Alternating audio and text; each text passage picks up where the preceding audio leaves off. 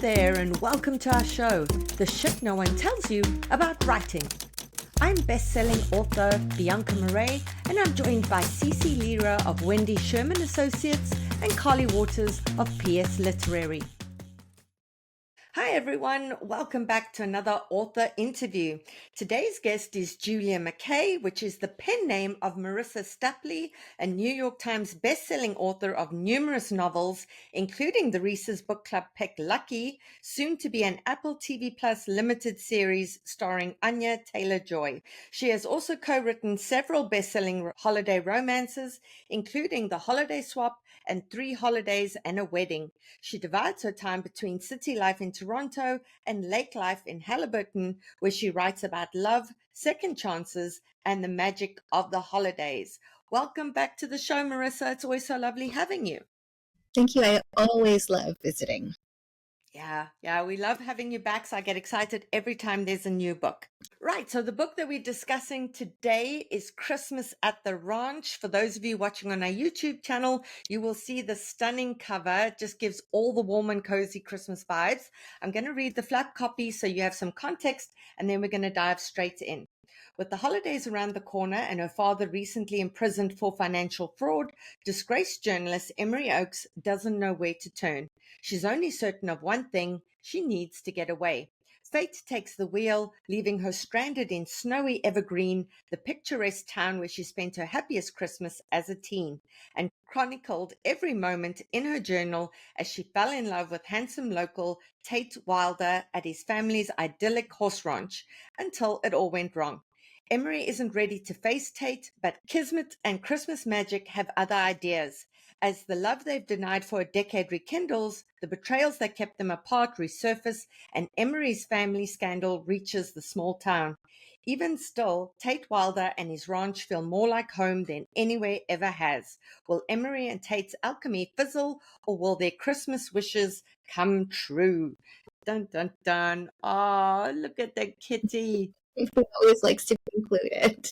This is why those of you who listen to the podcast and don't always look at our YouTube are missing out, because you miss out on authors' pets and all sorts of other cool things. Right. So, Marissa, you said in the dedication that this was dedicated to your daughter because this was her idea. Can you tell us a bit about that? So I'm sure that, any family member of an author will say, dinners out are either your author parent or, spouse or sibling eavesdropping on tables, kind of looking for ideas, not on purpose, but you can't help it. Or especially when I'm sort of brainstorming an idea, I've kind of taken to floating things or brainstorming with my family. And with the romances and rom-coms, it can be so much fun. Like, we've had extended family gatherings where we've sat around the table. My father-in-law actually came up with a really fun idea with an electrician main character I'd like to use someday. But Maya was like, I love the idea of, the return to the small town and the Gilmore Girls vibe, and here's what this guy's entire personality should be. And it was just very captivating for me. And their kids are both so creative, so I loved seeing her little mind work. There have been so many changes to the idea. So now she's like, it's not my idea anymore. I'm like, but it is. You don't understand. Like, the grain is there. And the book arrived yesterday, actually, the finished copy, and she was so delighted. I have pictures of her looking at the little dedication, and I think that it made her feel very special. So yeah, I absolutely love that. And I see you named a character after your father. I did. Yes, Bruce. Yeah. Yeah. Did he ask for that, or was that just a surprise? No, he didn't ask. He doesn't know. But yeah, I was writing a small town newspaper man, and I thought, like, it just kind of put Bruce as a placeholder, because I'll try to do that. I think you can probably, understand this. When you're writing, you just cannot get bogged down in figuring out the name of the small town newspaper man in the moment when you're trying to draft. So I just threw Bruce in there, which is my dad's name, and he is a former small town newspaper man, and then it just really worked. So I left it, and that'll be a little Easter egg for him. I'm like Taylor Swift, just dropping Easter eggs all through my romance novels. I love it. And Marissa, are you the horsey person, or is your daughter the horsey person, or did you have to do a lot of horsey research? Because, you really know what you're talking about. Yeah, that was very satisfying to know that I still do. So I and my daughter, so starting with me, I started riding horses around, let's say 10, 11, just became absolutely horse crazy. Like it's just that sort of stereotypical, horse crazy preteen, and rode probably till I was about 15 or 16, which is around when my daughter stopped as well. So she started around 10, 11, and we go riding together still every year. This year, I think I'm still sore. It was last month. I'm like dying. But that whole write what you know thing, you often don't know things that you think you know. But when I sat down to write about the horse component, it was like Charlie said, like, it's just like riding a horse.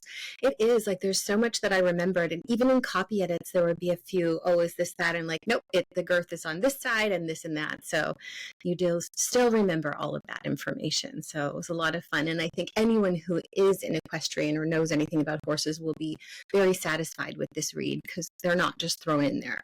Those scenes are very real. I want to recommend it to my niece, who's a big horsing person. She's going to love it. My experience with horses, unfortunately, was very traumatic. I was on a horse once. I think I was like 14. The horse threw me off so that it could mate with another horse directly overhead. Bianca, that's really traumatic on so many levels. I'm so sorry to hear that. I'm very sorry. What was less traumatic was being thrown, and what was more traumatic was seeing a horse penis that Oh, close. horse It's like, are yeah. very. And then imagine when you're with your kid and everyone, it's like the literal elephant in the room. You're like, oh, that's out. That's out. So, yeah, I still have nightmares. I wake up screaming, but yeah, this made me more inclined to ride horses. So that was great. So what I want to chat about is that you write across multiple genres. So a lot of it's women's fiction, and then you do your rom-coms. And something I'm struggling with now at the moment is I'm going back to book club fiction. But my last novel, The Most Puzzling Murder, I used really like purple prose and overwrought language to create this gothic vibe. Mm-hmm. Now, as I'm writing on the line level, I find myself doing that again. And I'm like, oops, no, this is book club fiction. Everything has to change the tone, everything on a sentence level. So when you sit down to change genres, how do you like adapt that style? Yeah, I mean, sometimes it's easy, by the way, like there's no, oh, I just sit down and I tell myself X and Y. But I think that I've always told myself with the rom-coms, this is fun in as much as writing an entire novel can be always fun. And these characters are heading towards a happy ending, and you can't be mean to them. But it does not stop me from trying to give them the most heartbreaking backstories. And often with rom-coms, the parents can't really be there, and I can never just be like, the parents are on a cruise. Like, truly, I'm working on a novel now, another one. It's fall themed, and for whatever reason, like the fall is just like nostalgia, melancholy. Her mom died in an avalanche, which I had to take out. Like, so I don't know. I think it's just, you sit down, you try it about 5 different times until you're there, and then you do get there. Like, I feel like I'm there. This morning I actually finally was like, oh, I'm feeling that fun relaxation that I do feel when I'm writing the rom-coms. But it's not easy, and it always depends on the book you've written before, or where you are before. Like, I found it weirdly easy to get out of the mindset I was in writing the Lightning Bottles, even though, it was an epic sort of dark love story, but because I was in that like mode of love and so badly wanting a very simple, happy ending. So I would sit down after the Lightning Bottles and be like, oh, this feels good. And for whatever reason, that did not happen. So I don't really think I have advice, except you can't give up, which is always my advice. You just have to keep kicking at that can and realize that what you think you're about to write is never going to sound the way you think it's going to in that first draft. So just keep going and edit and keep trying. Yeah, you'll sink into it. It'll be like a warm bath. You'll sink into it eventually. So something I also want to discuss with you is like the differences in the genres, because you can write women's fiction with romantic elements. Mhm. How is that different to romance or rom-coms? Because we sometimes see people who are pitching something as women's fiction, but the tone feels more like a rom-com, or the storyline feels more like a rom-com. And they'll go, no, but my women's fiction has romantic elements. How is that different? Yeah, I mean, I think with a rom-com, there cannot be romantic elements. Like you have to come back to the love story. You have to make the, romantic hero very multifaceted, and it's, his heart, his soul, the way he smells, what he wears. Like it can't just be glancing. That being said, I think in women's fiction, the love interest can be quite, very well drawn character wise, but maybe the love story plays second fiddle to other elements of the story, and it often is a journey for that female character. I mean, as I say this, I feel like I try to do this in my rom-coms anyway, and there's always, an important best friend and a supporting cast that is key to the story, but you've got to throw in those moments of like the shiver and the frisson and a couple of sex scenes, and it's like different kinds of cookies, like a snickerdoodle versus like a chocolate brownie fudge delight. You're putting in the fudge chips and the brownies into the rom-com to make it even more sweet, if that makes sense. I love it. And something that I really focused on this time is the physicality that needs to be brought to a rom-com, because falling in love is so physical. It's the person's smell. It's like noticing how their eyes glint in a certain light, or how the hand moves, or what their fingers look like, and things like that. So, and that's not something that you would necessarily bring to like women's fiction. So, I was really focusing on that and how well you accentuated that this time. Yeah, I think in women's fiction too, it would be, more cerebral, right? Like, how does he make her feel? How does she make him feel? How does this affect the rest of her life? Whereas, yeah, in a true romance novel, they're in the room together and their hairs are standing up, and he smells like sawdust and saddle soap and leather and all of those things. That it's very evocative. Yeah, and it's their physical response to each other the whole time. And it was, yeah. So for those of you writing in the rom-com space, remember to evoke all of those senses, not just, the way someone looks, for example, but the way they smell, how the character responds to that Yeah. smell, the way they feel, how him touching her or her touching her makes the person feel. So really focus on the physicality there. It is a note that my editors they'd be like, what is she feeling? How does his skin, those are notes that romance editors and, really good ones are giving. Like I have Tara Singh Carlson and Deborah San de la Cruz who edit, she edits Carly Fortune. So really top editors are just saying like, okay, we need these sensory details. And that's a huge part of the process. I mean, sometimes I think what helps with me when I create that is like lighting a candle that smells like cedar or that smells like Christmas or whatever. Because when you yourself are experiencing all of those sensations, you're more inclined to bring them into your work. I don't know if you have to do that, Marissa, or no? It's music for me, really. I put on, and there's always a song. Yeah, this one, there was a song called Books by a band called Camp, and it just got me in that mode every time to feel all those feels. And then I could see him in particular, Tate, and how he was feeling, which I also think this is something else that sets women's fiction and rom-com apart, that you perhaps are focusing on her more for the women's fiction. And in a rom-com or romance, you really need to try to get in his head, even if he doesn't have his chapters, to really have this guy who's like Travis Kelseying your main character, right? Worshipping her. Even if Yeah. he's a, grumpy sunshine, or it's enemies to lovers, or we hate him, like he has to really love her. So music is my way of setting the mood, and that works Yeah. for me. Mm-hmm.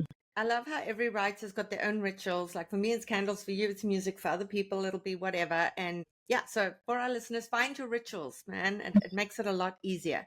Okay, so for today's episode, Marissa, I really want to do a deep dive into serendipity, kismet versus like coincidence, because we're always saying in writing things need to be plausible. You can't have too many coincidences, etc. But in this kind of book, and in fact, in a lot of books, you need to have things aligning, falling into place Mm-hmm. when they get together, but then you need to have things that will also keep them apart. So can we speak a bit about setting up this idea of kismet and serendipity so that it all feels so authentic?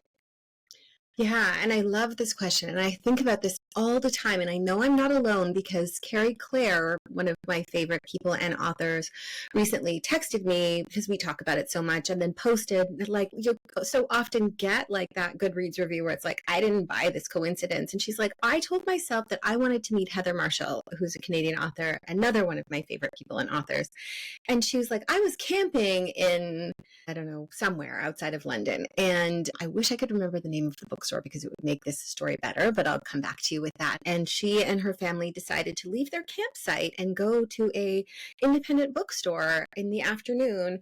And she walks into this bookstore and there's Heather Marshall. And they had a meet cute.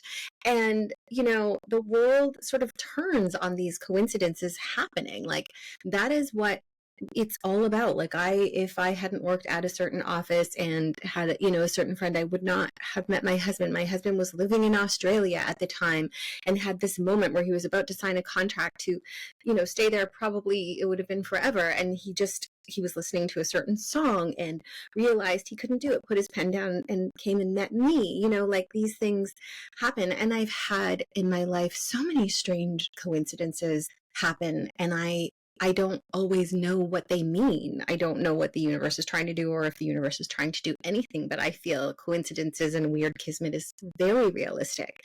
But still, you have to work so hard to put that on the page because truth actually so often is stranger than fiction. So it can't just be for convenience, you know, sake. It can't just be, well, I'm going to put this in because this works. So what I try to do is I always just try to have a deeper meaning. So if they're happening to bump into each other, that one of them is doing something important, or, you know, it's not just, oh, there he is, you know, or we see the other side and we see what went into the decision-making process to get them in each other's path. But I believe in magic. I've had it happen with books so many times, and when I'm on the right path with a book, weird coincidences start happening in my life. Like when I was writing Mating for Life, this like soccer mom pulled up beside me at the grocery store with a white SUV, a blonde bob, and her license plate was Fiona. And if you've read Mating for Life, you know that. And I swear she walked by me and I was like, I made her. Like, I made that for when I was writing Lucky, I created her dog Betty and then went out for a walk, and there was a woman walking on my street with a dog who looked exactly like I pictured her dog, and I asked what the dog's name. The dog's name was Hershey, but then the woman said her name was Lima, and then I told her about my book, as you do, just so weird. I was like, can I take pictures of your dog? And then she said, Lima means lucky in Latvian. And it was, you know, these things do happen and we don't know why, and we have to accept that. So I do feel sad for the reader and the person who's like, nope, this would never happen. Like, what world do you live in where these magical little coincidences don't happen? And if they're not happening to you, you need to like do some, you know, some deep breathing, or I don't know how to get yourself more into that flow with you. Yeah. I love all of that. We're going to dive into it a bit more shortly, but first, a word from our sponsors. Okay, yeah, so that's the thing, because as you said, truth is often stranger than fiction. I remember reading a newspaper article about twins who had been separated from birth, who ended up sitting next to each other on some bus, like randomly, and turned to look at each other and was like, you look like me, you look like me. And then it went from there. And that can happen in real life. And we read about it in the newspaper and we're like, oh my God. But if you wrote that in a book, your editor would be like, there's no way, like, forget it. No. Yeah. I once was at a book club, and book clubs are, I'm sure you know, the best, and people will start telling their stories. And I talk about kismet and coincidence quite a bit. And someone said in their family, there was a woman who, maybe a grandparent, who had ended up in one of those homes for unwed mothers, pregnant, and had been sort of torn away from the grandfather. And he was on like a school trip downtown. The bus diverted, ended up going down a street where she happened to be sitting pregnant on a step. He didn't know where she was. He jumped off the bus. They were together forever, and she had the baby. Like, right? It just so happened. Yeah, me too. These things do happen, but we as authors can say, well, these things happen, but we still have to do that work.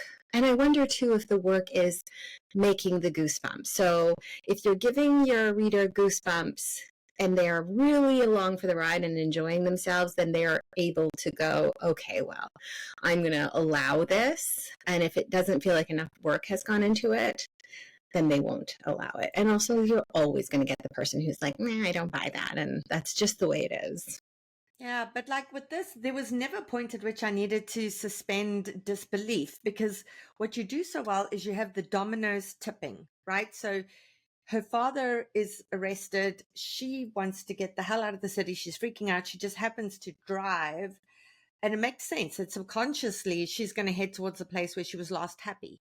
But Mm-hmm. once, she gets there, there's like a series of things that happen that put her back at the ranch because she doesn't want to go there. But Mm-hmm. like a whole bunch of things happen, and it's all plausible because there's bad weather, there's, you know, driving when she shouldn't be driving. There's all kinds of things. Plus, there's other characters who are conspiring to actually get her back there. Mm-hmm. So each domino tips, it leads to the next thing, and it all comes together in a really authentic and organic. It feels so organic.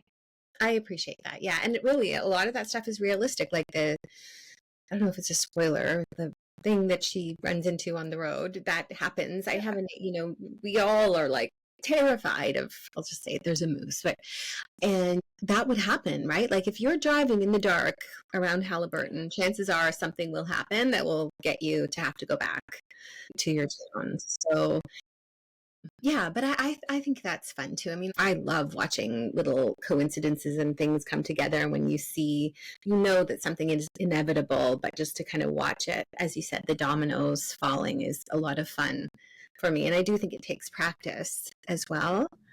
And they also, like, in terms of romance, rom-coms, there has to be like misunderstandings and then things that keep them apart as well. So there'll be serendipity and kismet that brings them together, but then they've got to face these obstacles. And a lot of these things are, it goes back to almost like what Lisa Cron said about a character's misbelief, maybe deciding you aren't lovable, and so how could this person possibly love you? And so when they say X, they actually mean Y, but they actually meant X, but you misinterpret it. So it fascinates me how in this day and age where we can just text each other so easily to clear up misunderstandings, we still have so many misunderstandings. And in this day and age, when we have more access to information than ever before, people are so bloody misinformed. So can we speak a bit about that as well?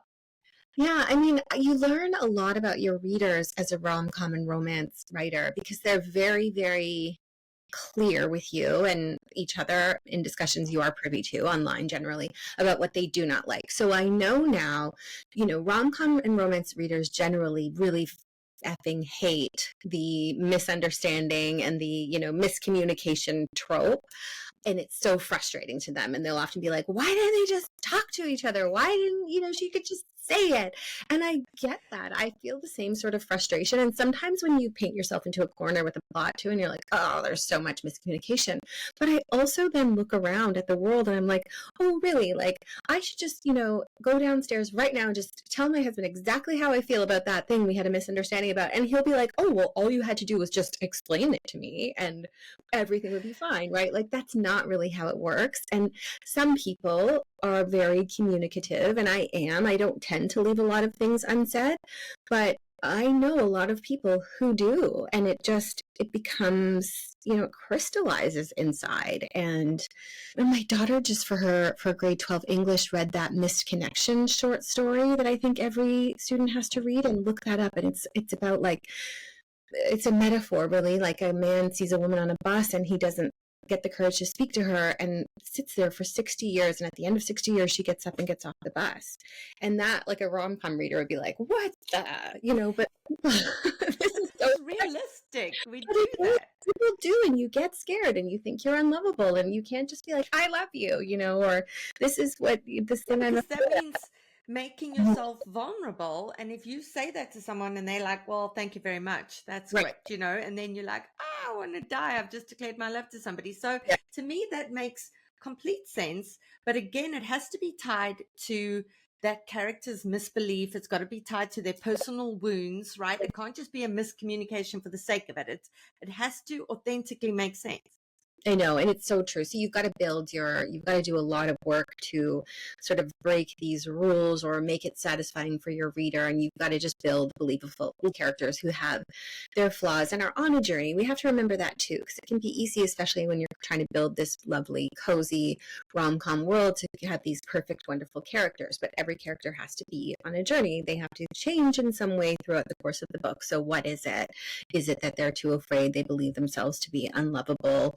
Or, they see something differently than the other person, and you do that work and you get there. But it is hard. And I find that I'm just as frustrated with the reader when there are miscommunications that I'm trying to get my characters out of. But sometimes they just won't too, they won't, it's not working, and you can't get them to say it. Yeah, and something you did as well, and I don't want to give too much away, is that like there's a degree of shame, and being unable to say, I'm so sorry for something, and I'm ashamed that I did this, and all of that feels deeply, deeply human. So all of this to say for our listeners, when these things happen, tie it to something within that character, whether it's shame or embarrassment or believing they aren't lovable, etc., so that when they do these kinds of things, the reader doesn't get super frustrated. They feel empathy. They go, oh my God, you damaged, and this is why you can't just say these things. And maybe, if but the main character doesn't know yet. Or I think approach every novel, no matter which novel you're writing, no matter which genre, create the characters, make them as deep as you possibly can, know them so well, because just because you're writing a romance that's intended to be light does not mean that you can really skip that step. And when you know that character, you can create a really believable love story for them. But that work does need to be done. And then you have to go back and take away all the horrible, devastating, heartbreaking non-rom-com things. And give them the happy ever after or the happy for now. Their parents are on a cruise. It's all fine. Yeah. Last question we have time for is, you write such amazing secondary characters, but they aren't just fun and quirky and lovable, which is what you expect. But like, can we speak a bit about your approach to them and how their personalities or their professions or like life circumstances need to help advance the plot? So can you speak a bit about the best friend in the book? I don't know how to pronounce her name. Is it Lainey or Lonnie? Yeah. Lani? Yeah. So she is important because I think sometimes first of all, how can you get a reader fully on board with someone who actually doesn't have any friends? And then, you can get to know that character through how their friend sees them and how they treat their friends. So I think that's so important. And I always find in my romance and rom-com novels, friendship is important because it's very important to me. And I think, in order to be at that point in your life journey where you are ready for the kind of love that I'm building for my characters, you have to already have other things in place in your life. Like, sure, maybe you don't know what you're doing with your job and all that stuff, but you need to be emotionally mature enough to have friends, to have weathered some emotional storms. So I think that's what makes that best friend piece important. And then as far as the other characters, I love that part. I think that so many people I have met, unfortunately, a few too many people who will say, like, they may be literary or in a different genre and say, I'm just going to write a rom-com, or I'm just going to write a romance. Or there are people who say, like, I'm just going to write a thriller. And I think there are so many different challenges to being able to do it. And there are things that we're good at and another person will be better at it. Or, there are just so many facets to being a writer and different strengths, but I think that definitely is one of my strengths. And I don't think that you can just sit down and go, I'm going to do this. I'm going to populate this world with these fun characters. And I really just love doing it. And I kind of move through the world looking for interesting little tidbits. Like today, a high school friend, I'm in a group chat with a few high school friends, and she was sharing pictures of her husband's like giant pumpkins and like perfect. I'm so glad you said pumpkins. I was getting very nervous there. No. He's entering like our fall fair from my small town, and I was like, oh my God, Sue, like, I have so many questions. I'm using this like for my fall book. It's going to be a cute book of the guy, like he maybe needs to like grow a perfect tomato, or he grows giant pumpkins. Although, yeah, I can see where this could be problematic. Her husband's giant pumpkin, yay! Quirk, for a romantic hero. And you have to be constantly on the lookout for those. And I am constantly on the lookout for those, and then I'm able to make them meaningful. And really, I think you can't just have your two romance people in love or trying to be in love or really screwing it up are these islands in your book, like the world that surrounds them. And especially with a Christmas romance where it's got to be a cozy world or a fall romance that I'm working on. It's really, really important. Yeah. And that's such a good point, because I tried to write a rom-com once. Oh my God. I was like, okay, no, this is too difficult for me. I can't do this. But also, just coming back to Lani, is that you gave her life circumstances that she had twins that were very young, which gave reason why she couldn't just drop her life and drive out Right. to like rescue, our main character. So it's important that those are the things that help move the plot along, because otherwise you're going, if she's her best friend, why can't she just come and help? And you go, oh my God, she's dealing with twins. Of course you can't just drop everything and go out and help her. Yes, but you have to be careful. And I will say that at the beginning, and I know that there will be people nodding along, like you'll then sort of get caught up in the life of your secondary character. And like at one point, she was a single mother and her, ex-husband didn't know if he wanted kids, and then she got pregnant with twins and he walked out on her like when they were babies. And Deborah and Tara were like, well, I mean, we can't have this. Like this is just too much for this class twins. That's enough. But don't go, oh, I've really screwed it up. If you get caught up in that, just keep that in mind. Like it's important for them to be fully fleshed out human beings, but they cannot take center stage with whatever their problems are. Yeah, I think of those plays where, somebody would go up on stage and try and be the main character, and they'd use almost like a shepherd's hook to pull them back off the stage. Yeah. And that's what we have to keep doing with our secondary characters. We've got to wrangle them. Yes. Or like was it Coco Chanel who said, when you get ready to leave the house, remove 2 items, 2 accessories. And I'm like, do that with your secondary characters too. Be like, okay, we're going to take out 2 life circumstances here. No ex-husband, no him leaving her in the middle of the night. We're good. There's just twins. Yeah. Coco Chanel would have been confounded as me. I leave the house without any accessories, so then I'd be screwed. I'm like, if I just have to do that, they're all gone. They're all gone, yeah. Marissa, this has been incredible. Thank you so much for taking the time. For our listeners, we're going to be linking to Christmas at the Ranch on our bookshop.org affiliate page. Get the book there. You support a podcast and you support an independent bookstore and the author at the same time. We hope to have you back again soon. Thank you so much. And that's it for today's episode. I hope you'll join us for next week's show. In the meantime, keep at it. Remember, it just takes one yes.